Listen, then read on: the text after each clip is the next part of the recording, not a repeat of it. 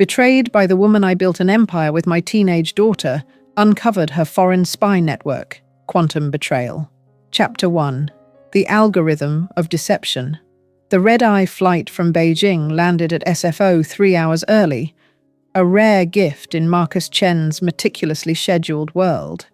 As CEO of CyberVault Technologies, unexpected free time was as precious as the quantum encryption algorithms his company protected. The tech conference had ended abruptly when Chinese officials suddenly restricted access to several presentations, claiming security concerns. Marcus had seized the opportunity to return home early, planning to surprise Eleanor and their daughter Amy with an impromptu family dinner. CyberVault occupied 12 floors of a glass tower in Palo Alto, its servers humming with quantum processors that generated encryption keys theoretically unbreakable for the next 1,000 years. The company's contracts with the Pentagon, NSA, and major financial institutions had made Marcus worth $2.3 billion on paper. But more importantly, they'd made him a guardian of digital infrastructure that kept America's secrets safe. At 47, Marcus carried the focused intensity of someone who'd spent his early career inside the NSA's Tailored Access Operations Unit, where breaking enemy encryption wasn't theoretical. It was survival. His transition from government cryptographer to tech entrepreneur had been seamless, driven by a vision of quantum computing that would revolutionize cybersecurity. What had started as a small consultancy 15 years ago now employed over 3,000 people and held contracts worth $800 million annually. Elena Chen had been there from the beginning. They'd met at MIT during Marcus's graduate studies in applied cryptography when she was completing her MBA with a focus on technology financing. Her brilliant financial mind and his cryptographic genius had seemed like perfect synergy, personally and professionally. She'd helped secure their first venture capital funding, negotiated their initial government contracts, and maintained the company's financial operations, while Marcus focused on the technical innovations that made CyberVault indispensable. Their marriage had weathered the typical storms of building a tech empire: 80-hour work weeks, constant travel, the pressure of managing hypergrowth, and the scrutiny that came with handling classified government projects. But through it all, Eleanor had been his anchor, the pragmatic counterbalance to his sometimes obsessive focus on technical perfection. Amy Chen, now 17, had inherited both parents' intellectual gifts. She'd been coding since age 8, published papers on quantum algorithms at 15, and was already being recruited by Stanford, MIT, and Caltech, despite being a high school junior. Her weekend coding camps and summer internships at various tech companies were producing work that impressed even Marcus's senior engineers. The perfect Silicon Valley family, built on intelligence, innovation, and unwavering dedication to technological advancement. Or so Marcus believed, as his Tesla navigated the familiar streets toward their Atherton mansion. The house was dark, except for a single light in Eleanor's home office, not unusual given their global business operations and different time zones. But as he parked in the circular driveway, Marcus noticed Elena's Range Rover wasn't alone. A black Mercedes sedan sat beside it, license plate obscured, windows tinted beyond California's legal limits. The front door was unlocked, another small detail that would have seemed normal a week ago, but now triggered the operational awareness Marcus thought he'd left behind at the NSA. Elena's voice drifted from the office, speaking in Mandarin, a language she'd never mentioned knowing during their 15 years of marriage. Marcus moved through the house with the silent precision of someone trained in hostile territory reconnaissance. Elena's office door was slightly ajar, revealing her seated across from 2 men in expensive suits. The conversation was heated, urgent, conducted in rapid Mandarin that Marcus's own linguistic training allowed him to understand perfectly. "The quantum entanglement protocols are ahead of schedule," Eleanor was saying, "but Marcus is becoming suspicious. The Beijing conference restriction was too obvious. "The timeline cannot be adjusted," replied one of the men, his accent suggesting mainland China rather than Taiwan or Hong Kong. "Our technical teams need the complete algorithm set within 60 days, or the operation becomes worthless." "And the daughter?" asked the second man. Eleanor's laugh was cold, unfamiliar. "Amy has been developing quantum optimization routines that surpass anything Marcus's team has created. She thinks she's doing independent research, but every line of code gets copied to our servers. When the time comes, she'll be a valuable asset, willingly or otherwise." Marcus felt the world tilt beneath him. The woman he'd loved for 15 years, the mother of his child, the co-founder of his company, was discussing his daughter like a commodity to be harvested. The conversation continued, outlining a systematic betrayal that involved selling CyberVault's quantum encryption technology to Chinese intelligence services, compromising Pentagon defense systems, and positioning Amy for recruitment into foreign intelligence operations. The scope of the deception was staggering. Elena had fallen into criminal activity. She'd been recruited and positioned years before they'd even met. Their entire relationship, their marriage, their business partnership, even Amy's birth, had all been part of a long-term intelligence operation designed to penetrate the highest levels of American quantum computing research. Marcus retreated to his study, his mind processing the implications with the same systematic approach he'd used to break enemy codes. Every business trip Elena had taken, every financial decision she'd influenced, every security protocol she'd helped design, all of it had been orchestrated to give foreign adversaries access to quantum encryption technology that protected everything from nuclear launch codes to banking infrastructure. His phone buzzed with a text from Amy. "Dad, can we talk when you get home? Something weird is happening with Mum, and I don't know who else to trust." The message was time-stamped 2 hours ago. Amy was upstairs, probably lying awake, wrestling with discoveries of her own. Marcus realized his daughter might have stumbled onto the same truth he'd just uncovered, making her an immediate threat to Elena's operation. As Elena's meeting concluded and the Mercedes departed, Marcus understood that his perfectly ordered world had been built on 15 years of lies. But unlike the military contractor in his previous life, Marcus Chen wasn't just a target for elimination. He was sitting on quantum computing technology that could shift the global balance of power. Elena hadn't just betrayed his heart, she'd betrayed his country. The loving husband and father who'd landed at SFO 3 hours early was gone. What remained was a former NSA operative with unlimited resources, a team of brilliant engineers, and access to the most advanced cybersecurity infrastructure on Earth. Elena had spent 15 years learning his weaknesses and his capabilities. She was about to discover she'd underestimated both. Chapter 2. Quantum Entanglement. Amy Chen stared at her laptop screen, the quantum algorithm she'd been developing for her Stanford early admission portfolio, displaying patterns that shouldn't exist.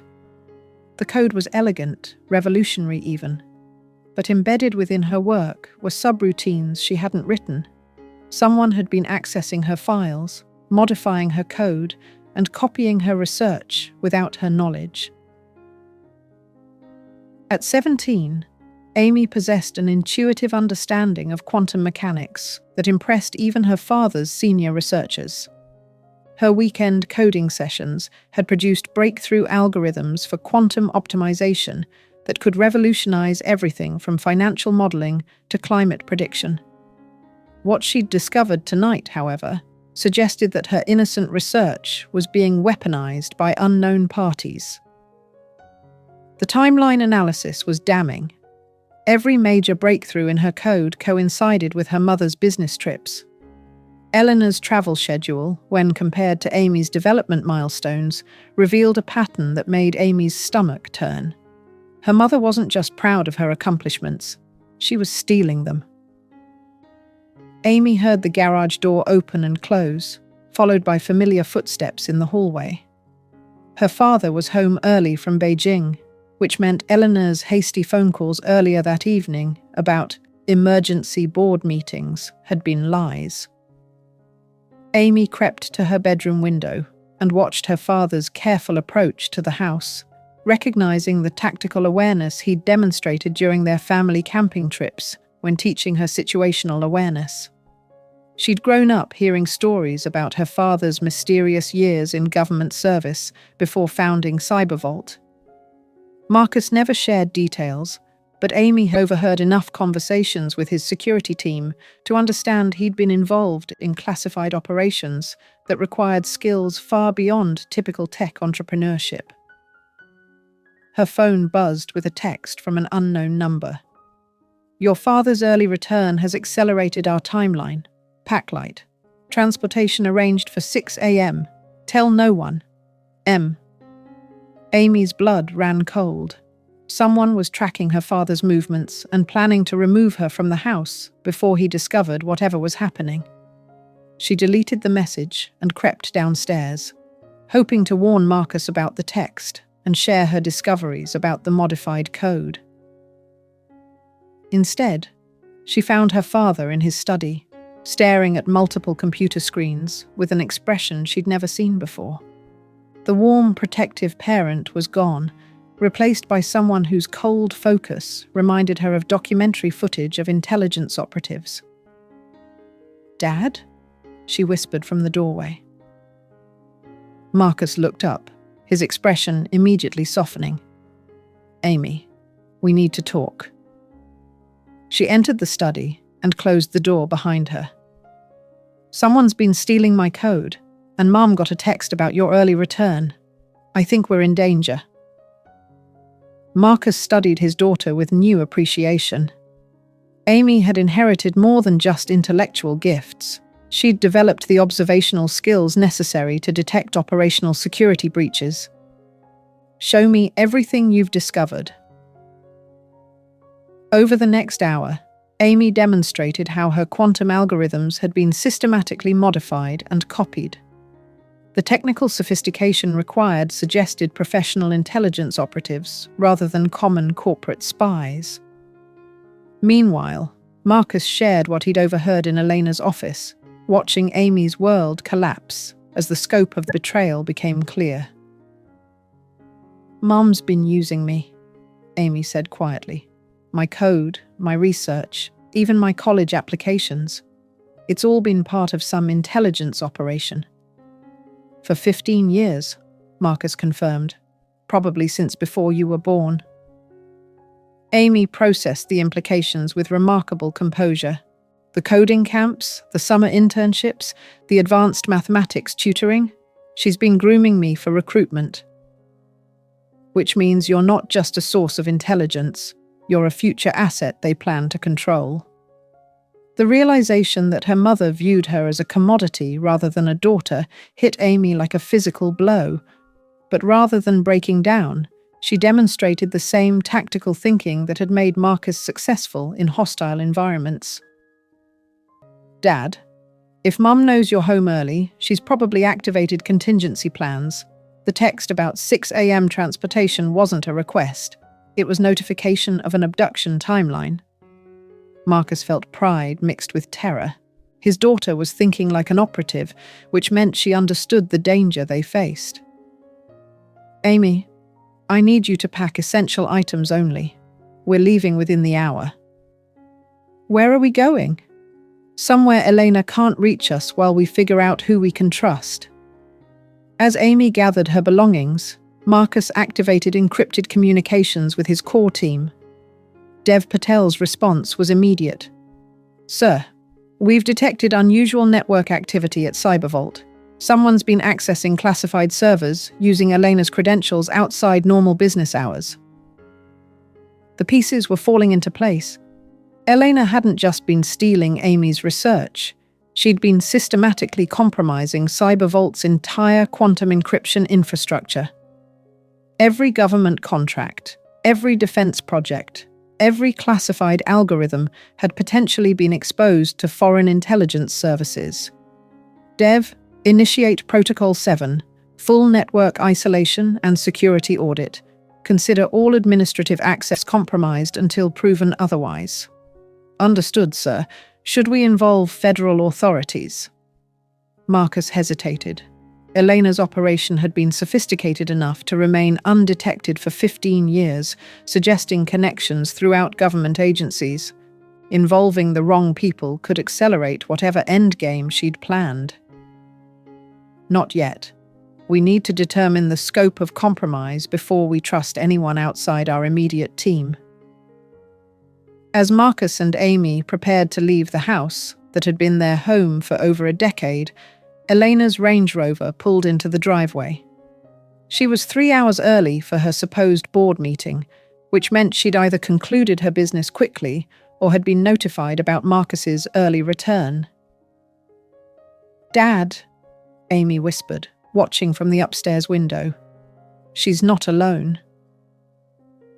The black Mercedes had returned, along with a white van that screamed professional surveillance rather than corporate transportation. Elena was coordinating with people who had resources and training far beyond typical business associates. Marcus realized they were trapped. Elena's people had positioned vehicles to cover all exit routes from the house, and Amy's earlier text suggested they'd planned to remove her at 6 a.m. regardless of Marcus's travel schedule. His early return had simply accelerated their operational timeline. "Amy, grab your laptop and phone. We're leaving through the basement tunnel." Amy looked confused. "What basement tunnel?" Marcus smiled grimly. "The one I installed 5 years ago when CyberVault started handling classified defense contracts. I've always believed in contingency planning." As they moved through the hidden passage that connected their basement to the storm drainage system beneath Atherton, Marcus reflected on the irony. Elena had spent 15 years learning his strengths and weaknesses, but she'd never discovered his most important characteristic. He trusted no one completely, not even her. The tunnel emerged 3 blocks away in a maintenance facility that Marcus had quietly purchased through shell corporations years earlier. Inside, a modified Tesla awaited with encrypted communications equipment and enough supplies for extended operations. Amy stared at the facility in amazement. "How long have you been planning for something like this?" "Since the day I left the NSA," Marcus replied. "In my previous life, the difference between survival and elimination often came down to having resources that enemies didn't know existed." As they drove toward the CyberVault Emergency Command Center, Amy's phone buzzed with increasingly frantic messages from Eleanor. "Where are you? Emergency at the company. Come home immediately. People looking for you. Dangerous situation." "She's trying to panic me into returning," Amy observed. "Which means she doesn't know about the tunnel or this facility. We still have operational advantages she's unaware of." The CyberVault building loomed against the San Francisco Bay, its quantum processing centers humming with calculations that protected America's most sensitive digital infrastructure. But as Marcus and Amy approached the secure parking garage, they realized Eleanor's betrayal extended far beyond personal deception. Dev Patel met them at the elevator with a tablet displaying network analysis that painted a devastating picture. "Sir, Elena's access logs show systematic data extraction going back months. Quantum encryption keys, defense contract specifications, client security protocols. Everything has been compromised." "How much?" Marcus asked. "Enough to compromise every system our quantum encryption protects. Banking networks, defense communications, nuclear facility security systems, intelligence agency databases. If hostile forces have this information, They can potentially access anything. Amy studied the data with growing horror. My code optimizations. They would have accelerated the decryption process exponentially. Mom didn't just steal information. She used my work to make it useful for attacking American infrastructure. Marcus realized the true scope of Elena's operation.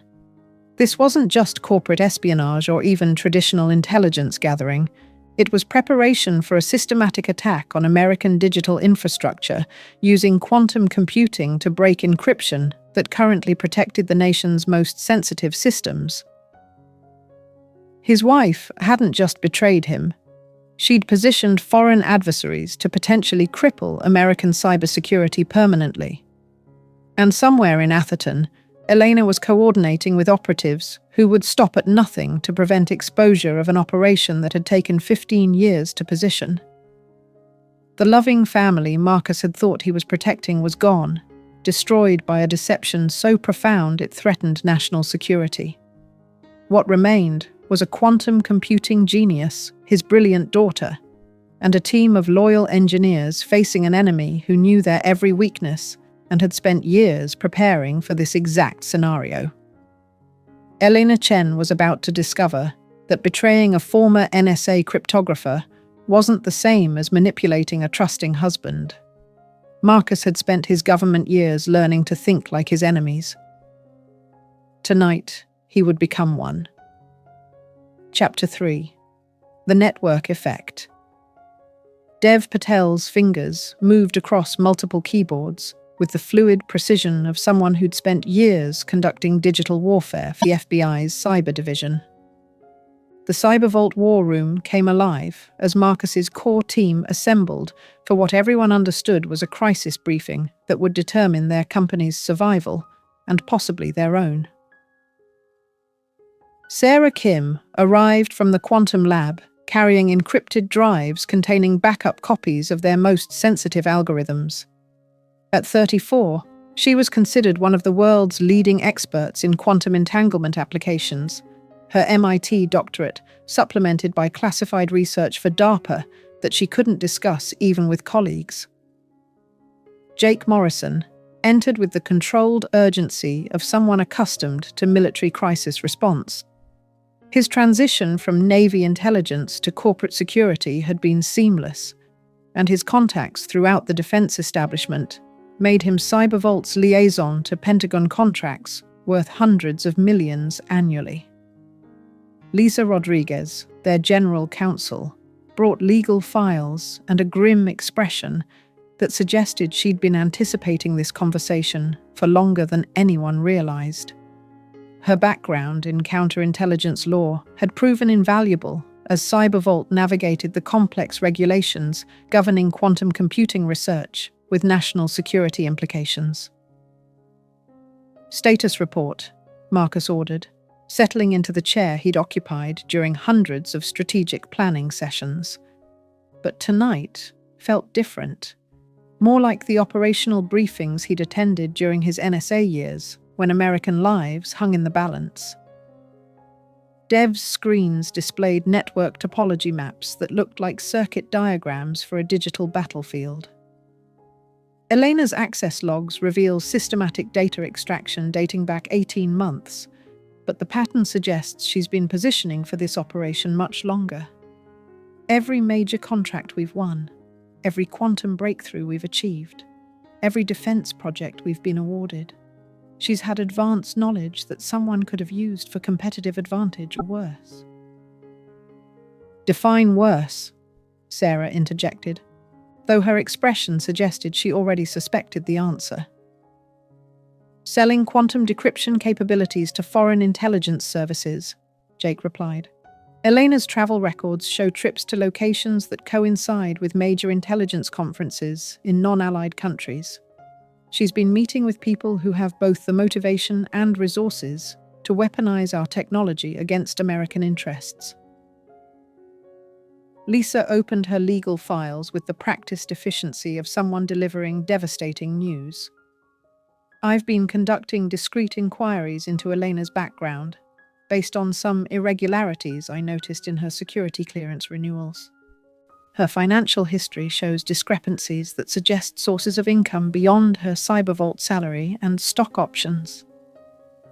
What kind of discrepancies? Marcus asked, though he was beginning to anticipate another layer of deception. Offshore accounts, shell companies, property investments that exceed her documented earnings by several $1 million. The funding sources are hidden behind financial structures, typically associated with money laundering or intelligence operations. Amy looked up from her laptop, where she'd been analyzing the modified code she'd discovered. The optimization algorithms someone added to my work. They're not just for faster processing. They're specifically designed to break the quantum encryption we use to protect Pentagon communications. The room fell silent as the implications sank in. Eleanor hadn't just been stealing information. She'd been systematically preparing to compromise American military communications using technology her own husband had developed to protect them. "How bad is the exposure?" Marcus asked. Dev's screens updated with damage assessments that painted an apocalyptic picture. If hostile forces have the quantum decryption keys Elena extracted, combined with Amy's optimization algorithms, they could potentially access Nuclear Command Authority communications, CIA operational databases, NSA surveillance networks, Federal Reserve transaction systems, and defense contractor research across 12 different companies. Which means they could read American intelligence communications in real time, predict military operations before they're executed, and potentially manipulate financial systems to cause economic chaos, Sarah concluded. Marcus stood and moved to the window overlooking the San Francisco Bay, his mind processing tactical options with the same methodical approach he'd used during classified operations. The enemy wasn't just Eleanor. It was a sophisticated intelligence network that had spent years positioning to deliver a devastating blow to American digital security. "Lisa, legal question. If we report this to federal authorities, what's our liability exposure?" "Potentially catastrophic," she replied honestly. Elena was a company officer with legitimate access to classified information. If we can't prove she was a foreign operative rather than simply a criminal, CyberVault could face charges of negligent security practices. Our government contracts would be terminated immediately, our security clearances revoked, and the company would likely be bankrupted by legal costs. And if we don't report it? If federal authorities discover the breach independently and learn we knew about it, we could face charges of treason, obstruction of justice, and conspiracy. Jake leaned forward. "There's a third option. My contacts at the Pentagon include people who specialize in situations exactly like this. Domestic security breaches with foreign intelligence implications. They can coordinate with FBI counterintelligence without triggering the normal bureaucratic procedures that could destroy the company." Marcus nodded. "Make the contact, but we proceed on the assumption that Elena's network includes compromised federal agents. Trust no one outside this room until we've verified their loyalties independently." Amy's phone buzzed with another message from an unknown number. "Your father's team meeting was anticipated. Safe house compromised. Exit through parking garage sub-level 3 within 15 minutes, or face consequences. Final warning." She showed the message to Marcus, who immediately understood the implications. Elena's operation had surveillance capabilities sophisticated enough to monitor their supposedly secure facility in real time.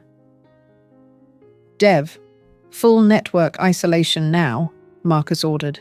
"Assume all communications are compromised. Sarah, initiate quantum key rotation on all classified systems. Jake, what's our security status?" Jake consulted his tablet, his expression growing grim. "External surveillance detected.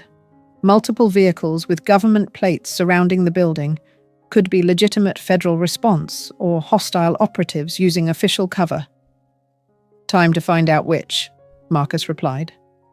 He activated the building's internal communication system, addressing the overnight skeleton crew.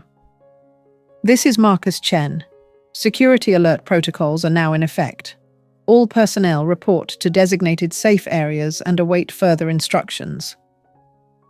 As alarms echoed through CyberVault's 12 floors, Marcus realized Elena's endgame was accelerating faster than anyone had anticipated. The systematic betrayal of 15 years was culminating in a coordinated assault designed to eliminate evidence and witnesses while extracting maximum intelligence value. But Eleanor had made one critical miscalculation. She'd assumed Marcus would react like a betrayed husband rather than a former intelligence operative. Her network had prepared for corporate damage control and legal maneuvering. They hadn't prepared for war. Amy, Marcus said quietly, I need you to understand something. What happens next might be very different from anything you've seen me do before.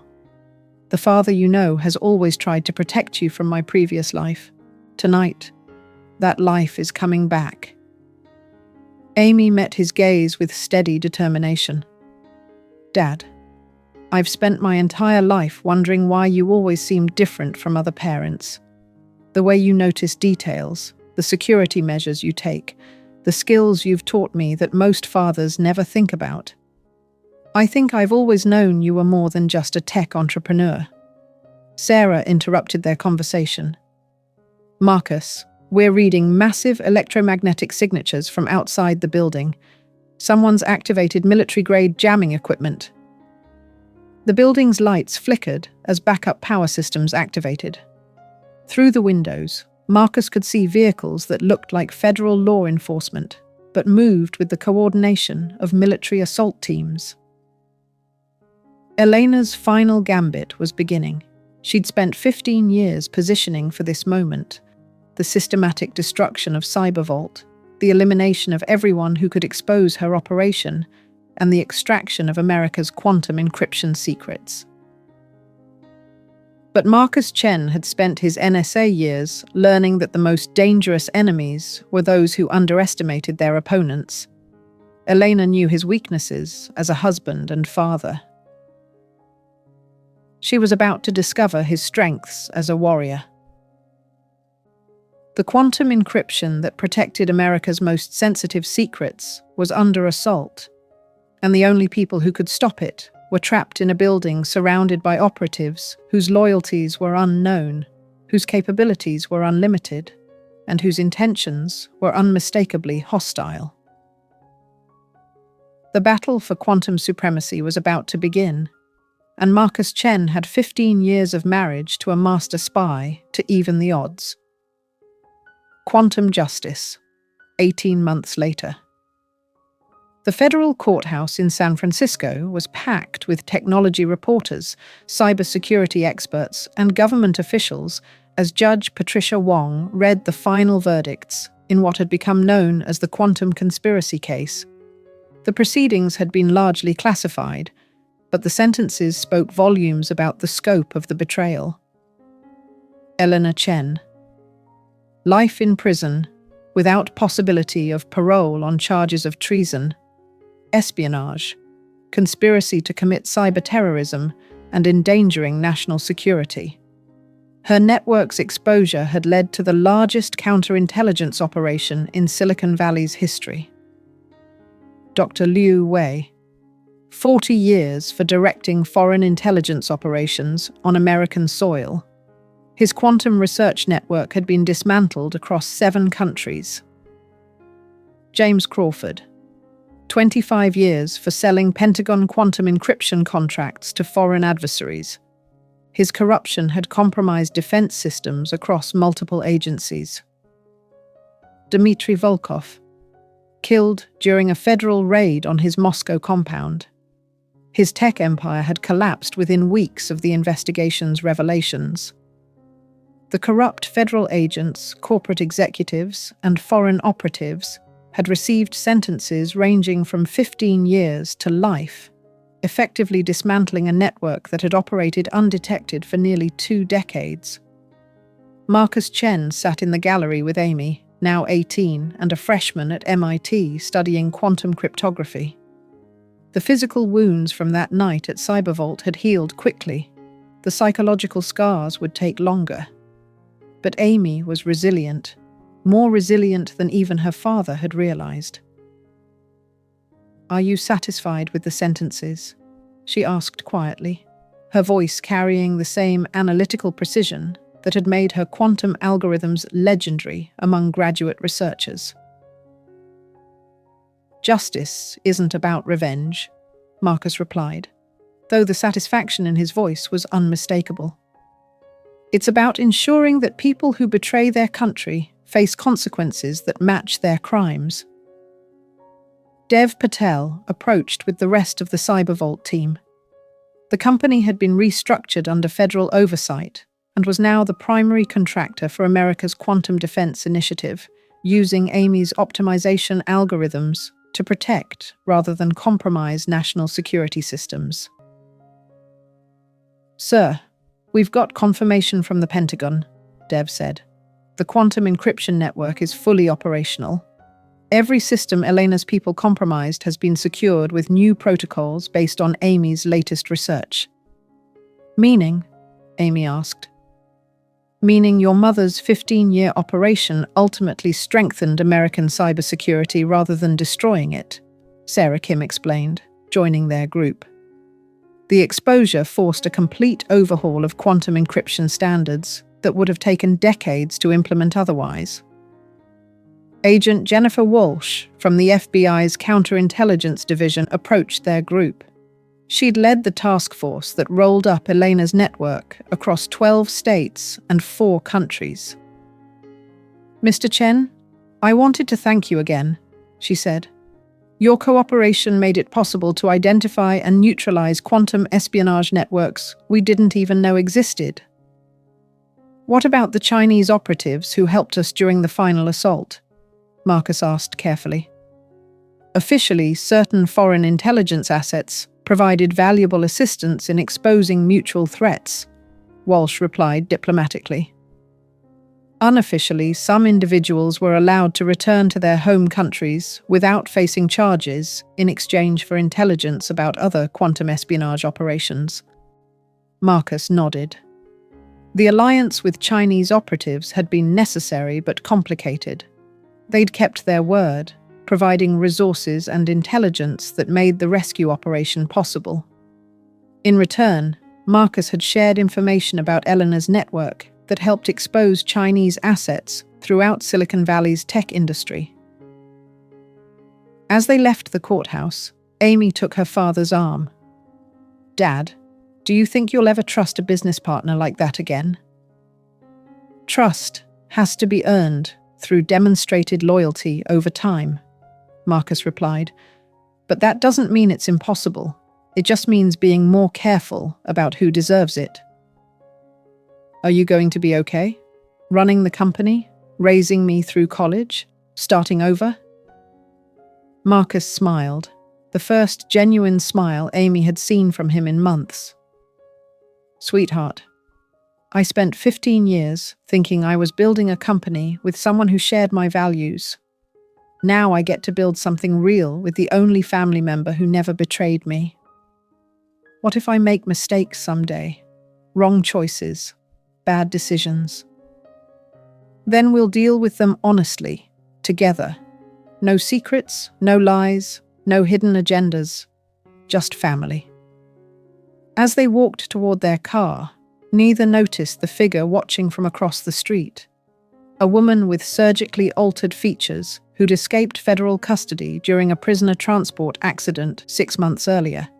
Someone with new identification, unlimited offshore resources, and a very long memory for people who'd cost her everything she'd spent decades building. Elena Chen was officially dead, killed during a federal raid that never happened. But the woman watching from the shadows was someone else entirely. Someone who understood that revenge was a quantum equation requiring patience, precision, and perfect timing. The trial was over, The sentences had been served. Justice appeared complete. But in the world of quantum computing, parallel possibilities could exist simultaneously until someone observed them directly. And Elena Chen had spent 15 years mastering the art of existing in multiple states at once. The game wasn't over. It had simply moved to a different level of complexity. Amy Chen, now one of the world's leading quantum cryptographers, had no idea that her greatest algorithm was yet to be written, one that would determine whether justice and revenge could coexist in the same quantum state, or whether observation would collapse the wave function into a single, final outcome. The equation remained unsolved, the variables still in motion, the answer hidden in the quantum realm where Elena Chen had learned to make the impossible seem inevitable. Marcus Chen had won the battle for his daughter's future and his country's security. But quantum mechanics suggested that every victory existed in superposition with its opposite until measured directly. And somewhere in the multiverse of possibilities, Elena Chen was still calculating.